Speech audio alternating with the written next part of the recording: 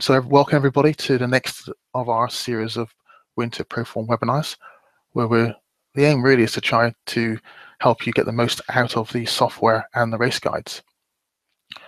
So tonight's webinar is all about profiling Cheltenham. It's only sort of 32 days away. If you, like me, monitor the press, there's a lot of talk about Cheltenham at this moment in time. So we thought it was appropriate to do a webinar on Cheltenham.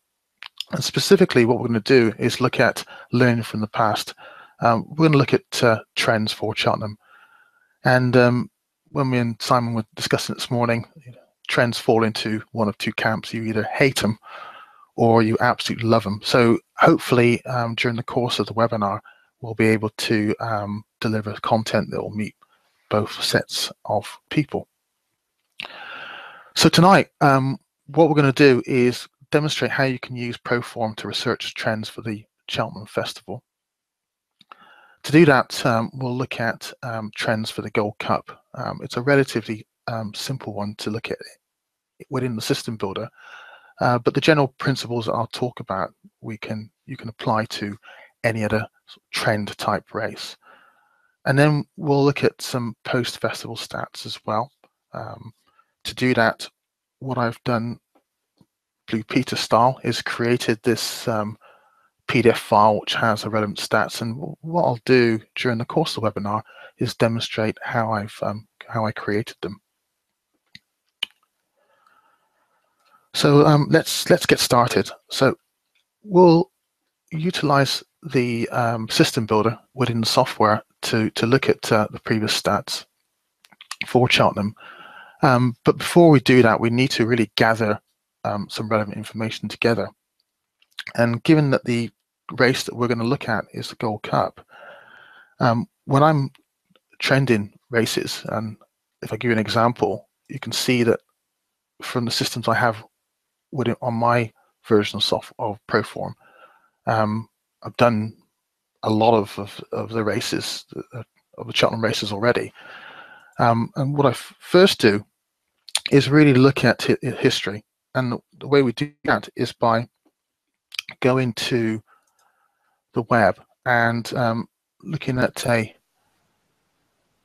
good piece of a good site called Wikipedia. Hello.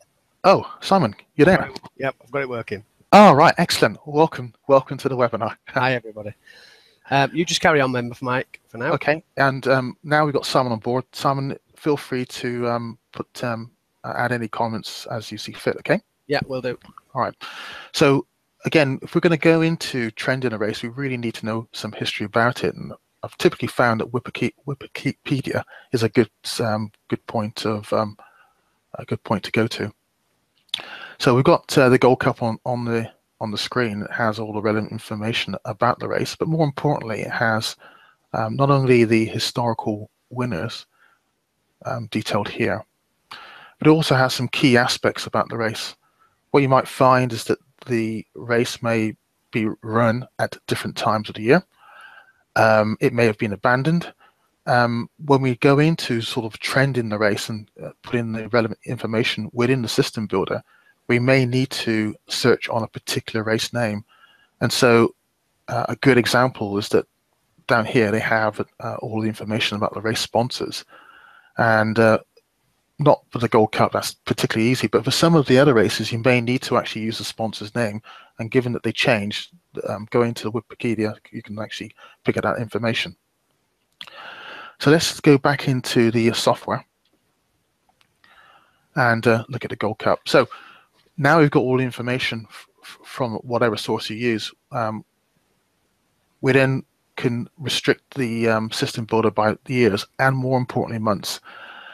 Now with Cheltenham, it's always occurs in March. I can't recall it's ever been abandoned in my lifetime. So it's relatively simple to just select the month of March as the restriction we want within the system builder.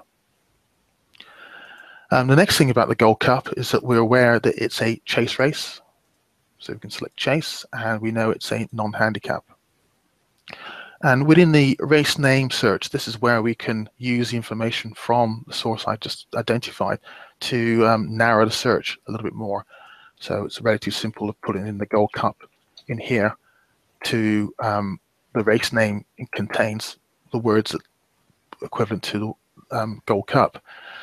Using these fields, we can add some other names as well, or we can restrict certain names. And I flashed up some of my system for Cheltenham, and in there I actually had to sort of eliminate certain race titles from the search to sort of narrow it down. You may even have to go into distances as well. I know when Simon was running this for me a number of years ago that for certain races we had to restrict it by distance to narrow the search down. Okay, now we've done that, we move then into the course tab.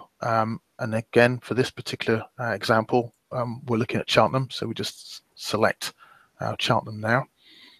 For other races, they may have been run on multiple courses through abandonments or whatever, so we just need to make sure that that's selected. In this occasion, what we're going to do is look at winners. We want to make sure that we've narrowed the search down to the winners, so within the horse tab we put the position of 1. And then the final tab I'll look at is the Preferences tab here. And what the Preferences tab, it now enables you to choose the variables you wish to see on the drill down queries when we run the search. And we just want to make sure that the race name is here, because then that way we can ensure that we've got all the relevant information when we press the green button. Excuse me. So let's now run the system. And you can see that we've got 18 results, which is the span of the database. To drill down into results, we just position our mouse on the particular row and double click. And what we have here are the winners from the last 18 Cheltenham Gold Cups.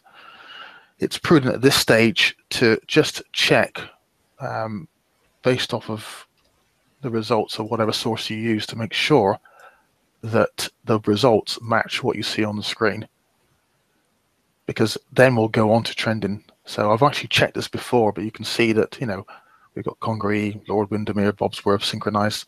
They all match what we have here. So with all the information now, what we can do is to look at specific trends. And say, for instance, we can present the information by looking at age. Let's have a look at the sort of spread of ages for all the winners of the Gold Cup. And we have a spread here. We can also present by, for instance, the horse country as well. And using that information, we can infer effectively some information about the Gold Cup, especially using these fields here. Typically, the ones which we are interested in are any sort of results that have expected winners greater than 5, an AE greater than 1, and a chi-score that's greater than 3. Now, for those of you who are wondering what I'm talking about, there's some great videos on the website which discuss these fields in detail. But what they help you do really is to put some statistical robustness about your choices. Now we can continue going through each one, or what we can do is utilize these reports here. And what they'll do is effectively do that information for you. So but before we run each report, what I'll do is say for all of the runners, in other words, removing the finish position, we'll trend the race, and we'll do that using the reporting tools. So we'll just open up this column here so you can see it. And then we can report on all race, course, and horse filters. So we just press the button and away it goes. And as you can see down this list here, we've got all the reports for all the relevant fields. So I'll just pause for a moment while it's running. I don't know if you've got any input at all, Simon?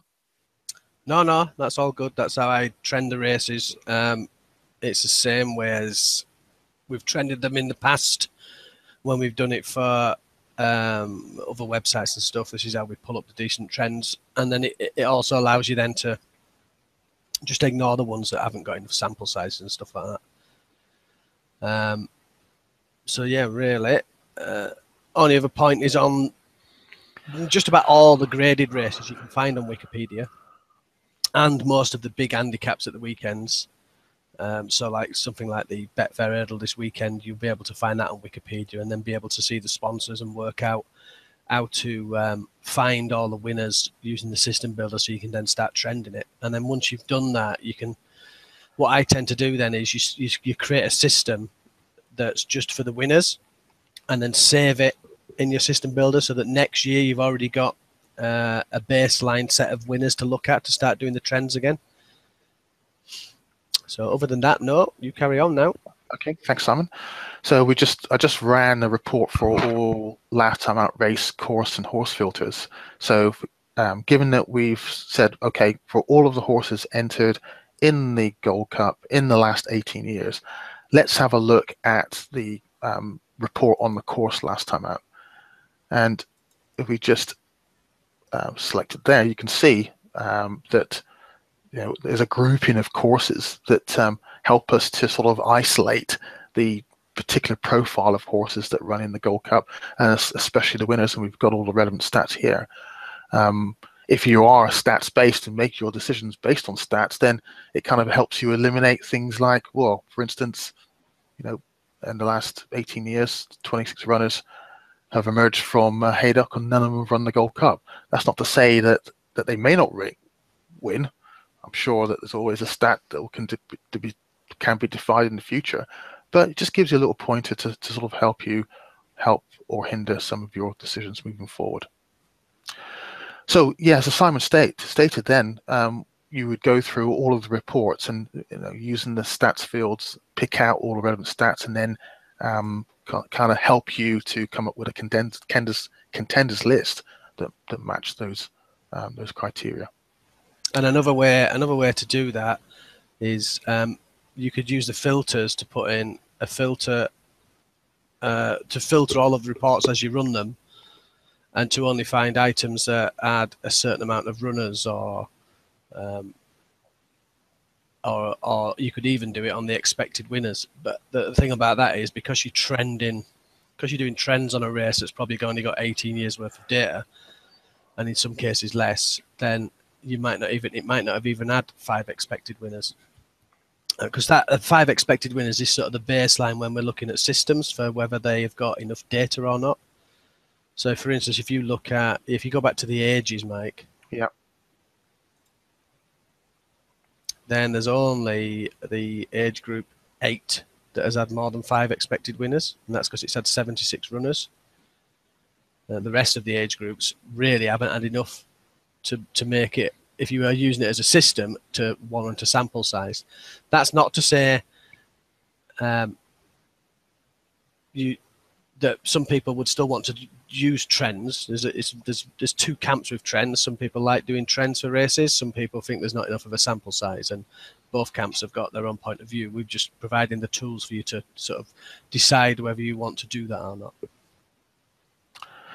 Okay, thanks, Simon. So if you wanted to then continue and gather this information, it's presented on the screen. We wanted to put it into a Word document or into an Excel file.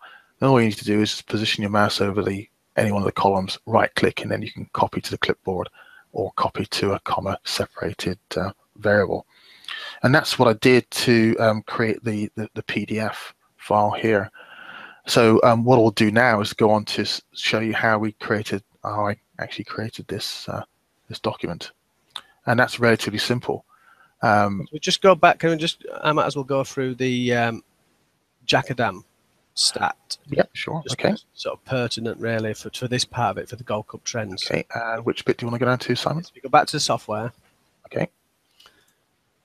And if you go to the last time out reports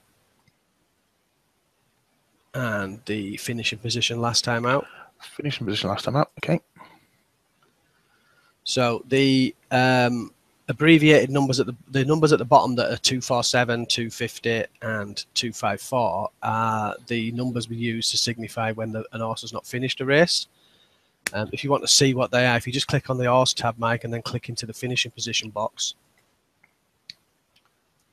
then the ELP on the right-hand side, which Mike's sizing now shows you what the finishing positions are. So 247's unseated rider, 250's fell, and 254's pulled up. They're the most common ones. So if you go back to that last time out report, finished report, which is the third one down at the top, in the middle list, just click off one, click onto a different one, and then back onto the finisher. Yeah. Okay. Yeah. There you go.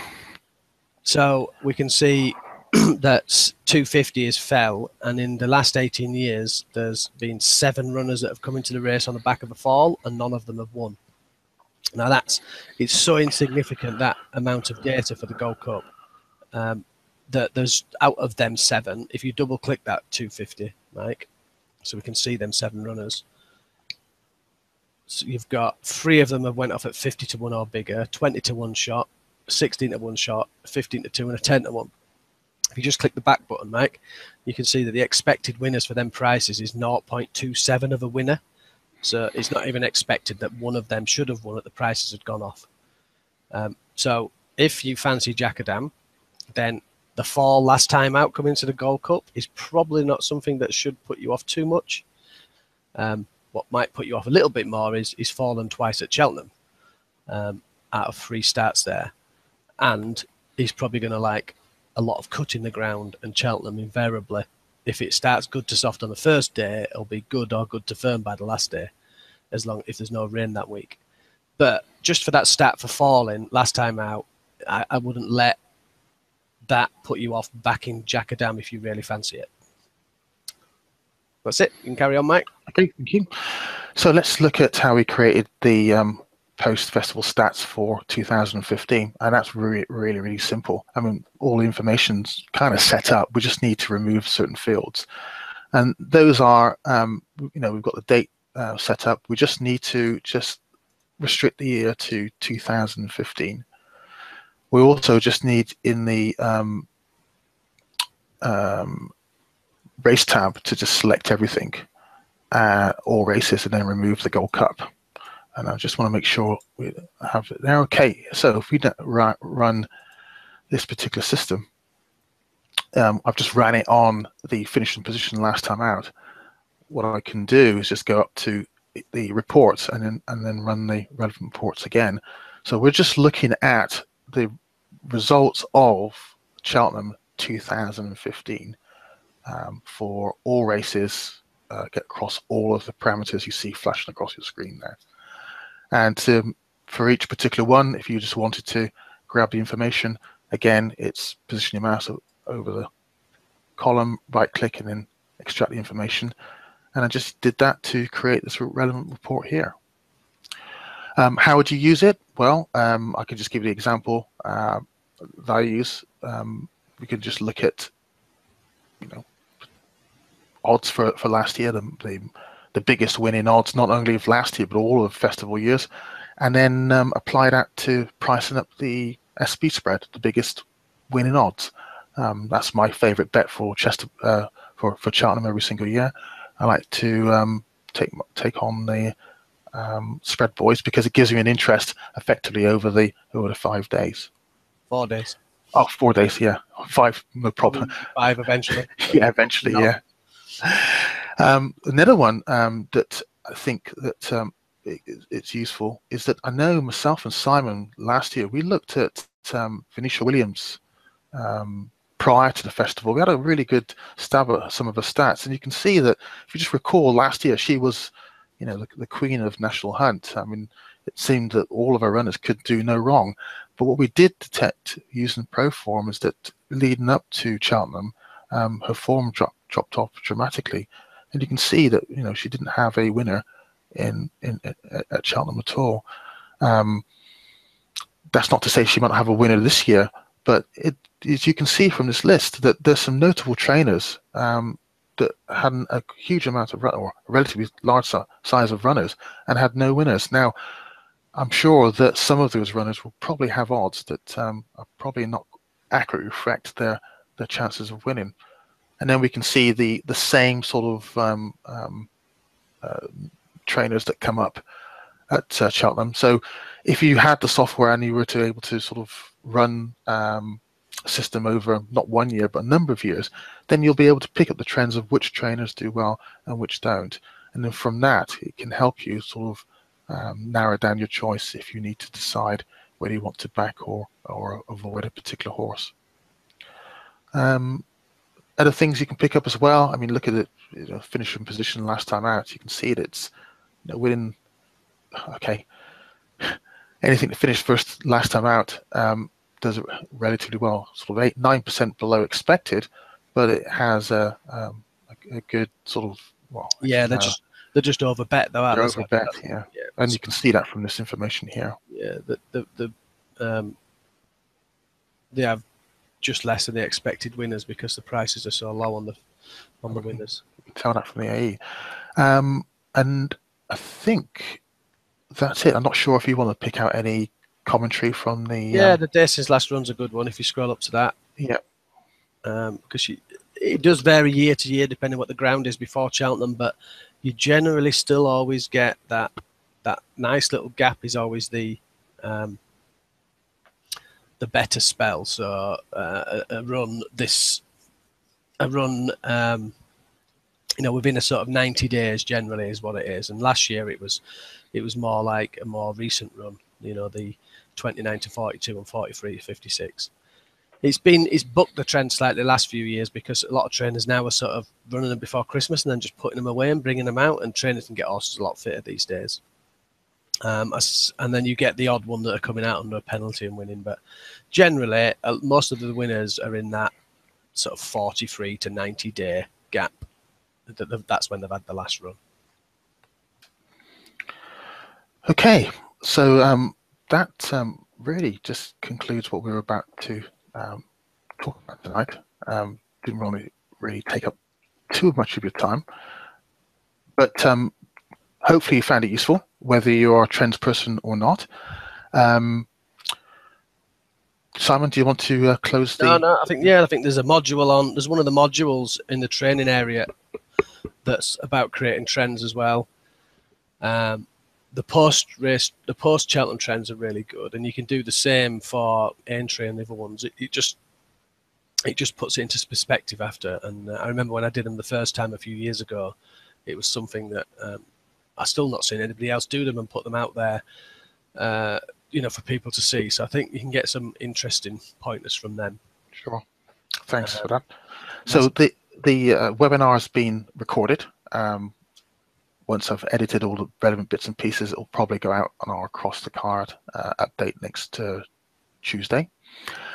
Also, I'll probably put up a blog post as well with a link in the update to the post-festival stats PDF so you can look at it yourself. Again, Simon mentioned about the Learn More area. There's elements that we discussed tonight that have more in-depth videos that go in a lot more detail, especially about expected winners, A's, and G scores. You'll find that useful. We haven't covered the race guides, but there's some information that I'll put on the race guides as well. And finally, if there's any questions, comments, concerns, or general input about tonight or anything about Proform, then you have our details and feel free to forward those to us via email or whatever. Without further ado, that will be it for this evening's webinar. Thank you for joining us. Okay, yep, thanks Simon, and thanks everybody. We'll speak to you soon. Bye-bye.